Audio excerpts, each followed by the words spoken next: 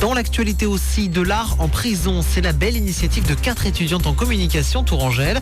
À partir d'aujourd'hui et pendant 3 semaines, elles vont proposer des ateliers théâtre arts plastiques à une 50aine de détenus de la maison d'arrêt de Tours en partenariat avec 5 artistes et dans le cadre de leur formation. On écoute Anne-Laure, Charlotte, Claire et Edwige. Je ne savais pas encore très naïvement à 26 ans qu'en France il existait ce type de conditions d'incarcération, que certains des droits de l'homme fondamentaux pouvaient être bafoués de cette façon. Et il me semble extrêmement important d'avertir et de sensibiliser un large public sur ces conditions. En tout cas, moi ce que je vais en retirer, c'est ça, c'est énormément d'humanité et j'espère que ces personnes pourront un jour et du moins à court terme retrouver des droits qui leur sont juste fondamentaux et normaux. Je pense moi que ça va rester toute ma vie. On sort pas indemne de ce type de projet et je pense que ça marquera nos parcours et nos valeurs.